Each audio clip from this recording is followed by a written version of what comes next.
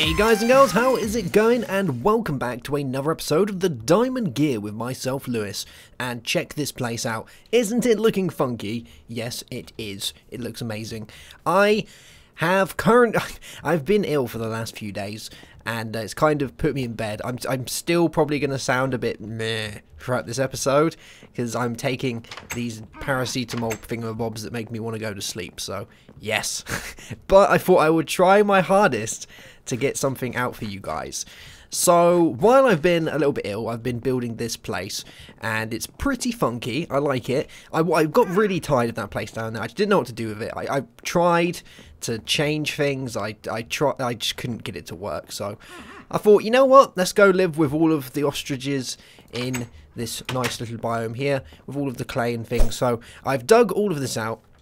I started doing it by hand, and then I just got so bored of digging that I spent half my resources and made myself a filler, which kind of does the trick. I think it's still in here somewhere. Where is it? Here we go. Filler, yeah. A Buildcraft filler, which is awesome. Although they're kind of expensive. You have to use gold and some landmarks and things like that. The cool thing with the fillers nowadays, though, if we pop one down, I remember when we used to use these, you had to put in the pattern yourself by adding items. So, like, to clear, it would have been glass all the way around, I think. But now you can just click it from here. So you've got frame, horizon, pyramid, make a pyramid, stairs, a box, clear. You just do that. How cool is that? Yeah, I like it.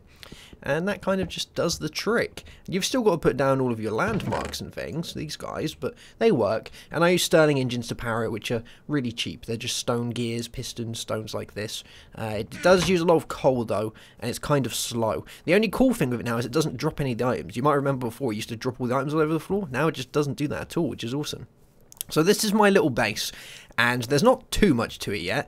I've thrown down this totem here because I had an idea to build secondary layers, and with the layers we was going to add the bat upgrade to it, because I've got all of this stuff growing under here, and I've put down some lily pads of fertility. Our other totem over there has been getting loads of mob drops for me, and you need the gunpowder for the fertilizer stuff that you need for those, the fertility potion-y thing. So we've got those guys, they're doing their thing. I've got some jack-o'-lanterns under there to keep it nice and bright, and as this grows, obviously this guy's going to go and take the growth from these as they do their thing, and I'll show you the upgrades we've got. So we've got a draining totem, got a second draining totem, a range, another range, and at the minute there's nothing in this one because I haven't got it in there. But if I go over here into my totemic chest and take my bat one, we can throw it up here. Woof, there we go. And if we give it a second, bam, I've got bat flight. So if I want to make second layers, I can go do that. I used it while I was digging out all of this. It just works, you know, it works really well. So that's one thing. But the reason I don't leave the bat thing in there is because we'll have all these weird particle effects around me the whole time, which can get a little bit annoying. So let's go and throw this stuff back in there. Alright, so where were we last episode? We was looking at Botania, wasn't we? And we made ourselves our day blooms. I've got a fair few more of these day blooms now, which is good. And I made myself some nightshades. Nightshades, if we look inside our Lexica Botania and go to functional generating Flora, the nightshade is, here we go, so the nightshade is the dark counterpart of the day bloom, as it generates mana passively in any situation the day bloom cannot, albeit at half speed. So these guys are fairly cheap still, so they only require some mystical black petals, a mystical purple petal, and a mystical grey petal, and you get yourself a nightshade. So kind of cheaper than the day bloom, but you don't make as much power from it. And for these, they have to be in the sunlight, so I had to make this little area here. These guys don't. If they're in the sunlight, they won't do anything, but they are kind of slow. So if we click on this, you can see they don't generate as fast. Like, it kind of generates nicely, but it doesn't generate as fast as these guys do. And my mana pool is slowly filling up, very slowly. I had to move it earlier, so it's kind of doing its thing. But yeah, now I've got myself a red mana petal, and we're going to need to make another one of these because we're going to make ourselves another generating flower today, which is going to really speed stuff up, which is the Endo Flame. And the Endo Flame, if we go over here, requires a red mana petal and a brown mana petal, as well as the regular petal. So to make these mana petals, if we go over and grab ourselves a brown one from here, and we go and pop it in here, there we go, we get ourselves a brown mana petal. How cool is that? Yeah. So what else do we need? We need a regular brown, a regular red, and a light grey. Okay, so let's grab another brown. There we go. Do you know what? I'll throw these back up there. We need another red called beans. Let's grab ourselves another red petal. And this one can go up there as well. So it was a red, a brown, and a light grey. Alright, where's my light grey? These light grey? These are light grey. There we go. Okay, and we're going to need a seed, aren't we? So let's grab our seeds. So let's go throw all of this inside our petal apothecary. It's going to need some water as well. So let me grab some water from here and pop that in there. We'll just fill that back up. Okie doke. So we need our mystical brown petal, our red mana petal, our mystical red, light grey, and a brown mana petal. There we go, look at them in there doing their mannery thing. And some seeds, and I have an endo flame. Oh yeah, these guys are amazing. So let's put our endo flame down here. Now by themselves, the endo flame is going to do nothing. It's just going to sit there and look boring. But if we give it stuff that's like a fuel type, it should take that fuel type and use it to make the manas. So if we grab some coal, let's see if this is going to work. I don't know if it's going to need to be in the daylight, but there we go. So, is it going to eat it? Is it going to eat it? Eat the thing. Take the stuff. No, maybe it's going to need to be in sunlight. Let's have a little looky. So there's a small caveat. The endo flame will not burn anything that returns a byproduct. For example, lava buckets. Okay. While the day bloom is all well and good, but Botania requires more effective means. The endo flame does that exactly. It will absorb any combustible items or blocks dropped on the nearby vicinity, albeit only one at a time, and burn through them to passively generate mana while the fuel lasts. Ah. Why you no take easy fuel? Unless it's going to need to be dug up that way. That could very much be a thing. Alright, well let's go and dig out a little hole at the top and then we'll have a look. Alright, there we go. Managed to get it working. I've made a couple more. It was as simple as that I had to restart my client. That was pretty much it. I made the other two, then I put them down. I tried blocks of coal, I tried charcoal, oak, and nothing was working. And I was like, oh, I'll restart the client and see what happens. And it worked. So there we go. It seems to be doing its thing now. They're taking stuff. You can see they've got this awesome little particle effect. Right? I must admit, the Botania particle effects are insane. But it's going to take that, burn it up, and use its power and send it. You can see they're currently connected because of the box around it to our mana spreader, and that's sending mana into this guy. And it's doing it fairly fast as well. You know, they really do the trick. So if we throw a couple of more bits around, we'll see if we can get them to eat it up, because they do like eating their coal. There we go. That's a thing.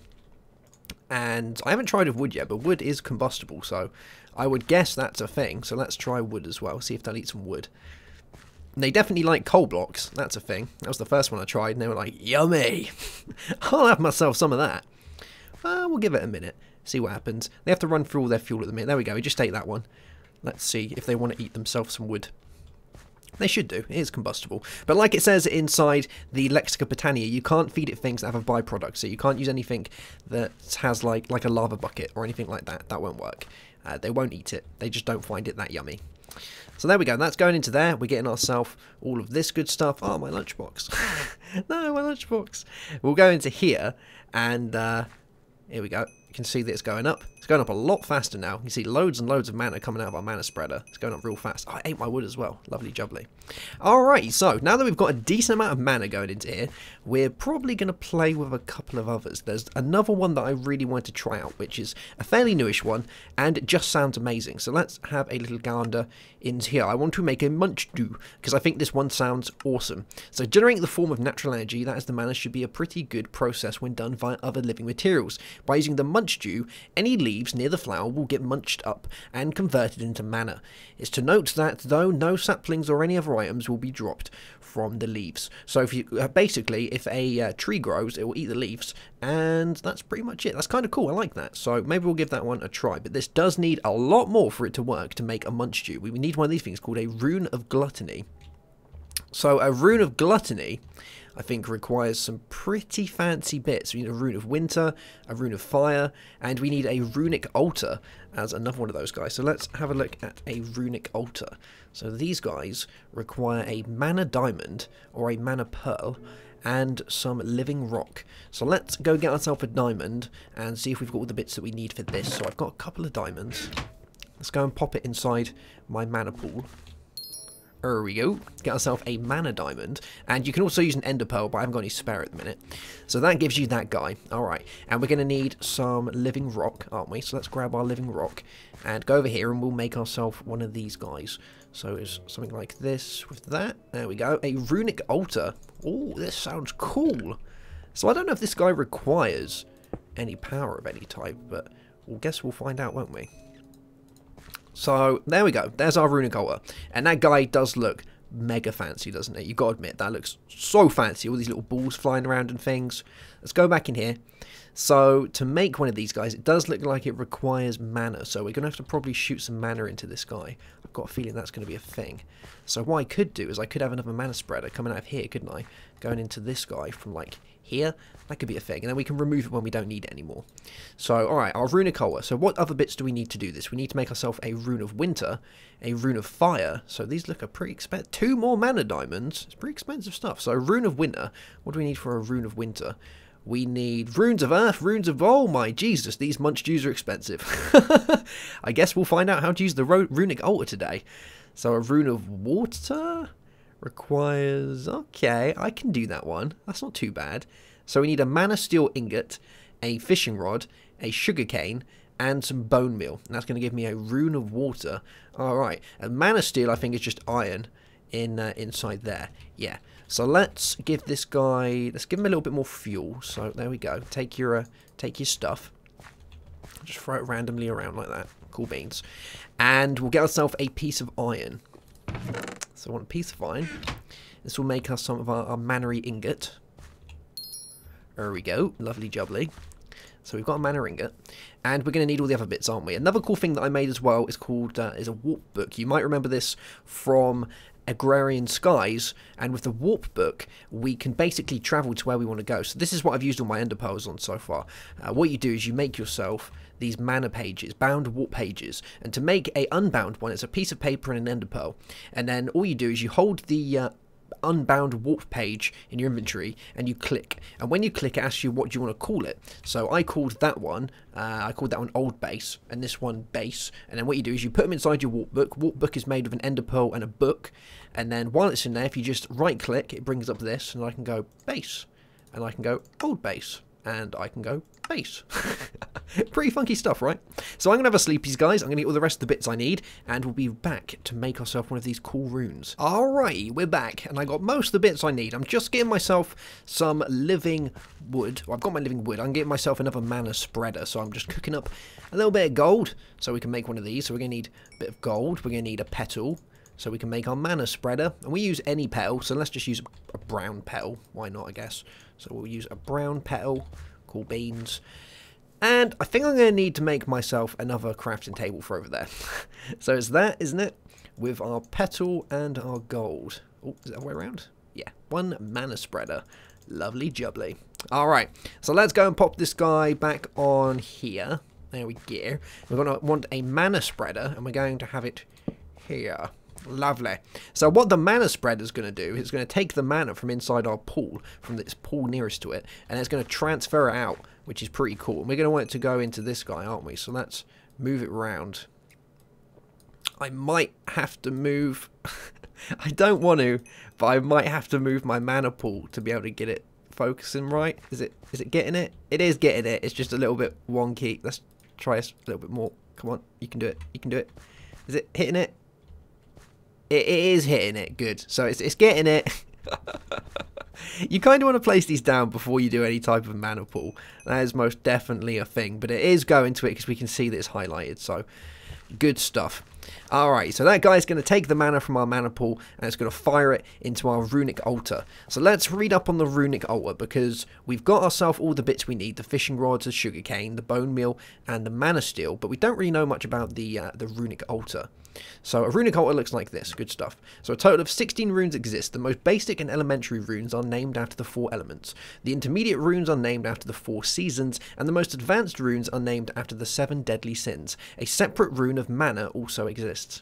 Cool beans. So this makes these guys. So we have the rune of water, rune of earth, rune of air. Okie dokie. So that gives us all of those guys. And all in all, that's fairly easy. Alright, so let's see what we do. So, oh, Do we just chuck it on there? Is that oh wow, that's amazing. So we've got that guy, we've got that guy, we've got some bones, and a fishing road. There we go. Alright, so we've got that. That's doing his thing. And if I bring this back, we should see that stuff's happening. Oh, look at that cool thing in the middle. Look, there's a little light there. That's insane. Whoa, that's amazing. And oh my lord, look at all these cool things happening. That is just too cool. Alright, so now that this guy is up and running, we've got these cool funky effects going down, it's time to make our room. So we're going to need ourselves one of these guys, a living rock, and we're going to throw it onto our altar. Oh my god, it's going mental. And then we should be able to click it with our wand of the forest. And bam, we have ourselves a rune of water. How cool is that? Oh yes. Remember though, the munch dew is going to need like a buttload of stuff, isn't it? So I don't know whether the munch dew is probably going to be the best thing to go with, because it is kind of expensive, isn't it? Generating Flora. There are other ones. So we have things like the Thermalily and the Rosa Arcana. So this one eats experience points from the player. So that's kind of cool, isn't it? That needs a rune of mana. So that's one of those guys. What's a rune of mana cost? That costs, oh my geez, that costs a lot. It's 1, 2, 3, 4, 5 ingots and a mana pearl. Wow. So we'd need quite a few bits and bobs for that. But there we go, guys. So that is the runic altar. And I think we're getting a fairly decent amount of stuff now. But you can see how this all connects together. And it looks really cool, doesn't it? It's nice to have a setup that requires no wires for once. It really is a kind of breath of fresh air into the modding scene. My plan, though, with all of this, is we're going to have a load of generators around here. And I want it to shoot its stuff up into the air. And then we're going to have it split and come out in different directions. Because there is actually a block which segments the mana into kind of different directions, which is kind of cool. So I think that's what we're going to do. And then above us we have like farms and things, because if we look at some of the other types of items we can get our hands on, we can get what's called functional flora. So there's ones like the agricarnation, which I believe basically counts as bone meal. We've got bellthorns. Bellthorns, I think, hurt stuff. So the bellthorn is a malevolous flower. By utilising mana, it slowly inflicts harm in any living being, save the players around it. That's pretty cool. And there are a couple of other ones. The one I like was the, there's such a simple one, this one, but the Clayconia. So the Clayconia is a simple flower. In essence, all it does is moisten nearby sand, turning it into clay. This process uses a decent amount of mana, but nothing too insane. It's kind of cool, isn't it? I know we've got all the mana bricks around here, but I remember the amount of times I used to go around, never being able to find clay, or I'd use so much that I'd have to travel miles to get it. Now, you just place some sand down, bam, get yourself some of that stuff, isn't it? And sand's really easy to get your hands on, so yes. Cool beans. Alright guys, well I shall see you soon for another episode. I'm going to play around with this and get it looking a little bit more funky. Hopefully by that time I'll be feeling a little bit better as well. So I'm sorry if I sounded a bit meh this episode, but I'm starting to get better, so I'm sure we'll be back in the game soon. But there we go. Alright guys, have yourself a great day, have a good one as always, and goodbye.